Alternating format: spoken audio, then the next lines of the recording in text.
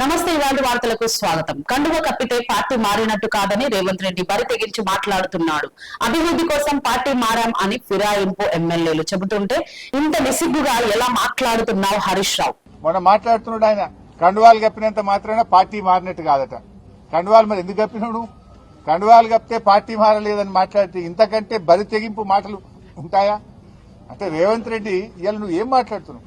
వాళ్లే మేము పార్టీ మారినాము, కండువా కప్పుకున్నామని వాళ్ళ ట్విట్టర్లో వాళ్లే పెట్టి, మీ పీసీసీ అధ్యక్షుడే 10 మంది కాంగ్రెస్ పార్టీలో చేర్చుకున్నా అని మహేష్ కుమార్ గౌడే చెప్పబట్టే, గాంధీ భవన్ లో మీటింగ్ జరిగితే మీ ఇన్ఛార్జ్ నేతృత్వంలో పార్టీ మారిన ఎమ్మెల్యేలు గాంధీ భవన్ లో వచ్చి మీటింగ్ లో పాల్గొండ్రి.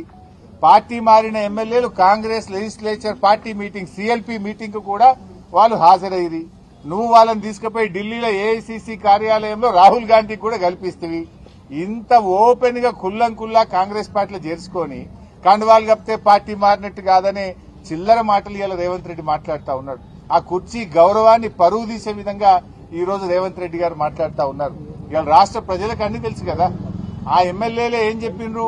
మేము అభివృద్ధి కోసం పార్టీ మారినాము, డెవలప్మెంట్ వర్క్ల కోసం పార్టీ మారినామని వాళ్ళ నియోజకవర్గాల్లో కార్యకర్తల మీటింగ్ లో ఓపెన్ గా వాళ్లే చెప్తా ఉంటే ఇంకా ఈ బరితీయింపేంది, ఇంకా ఈ చిల్లర చేష్టలేంది?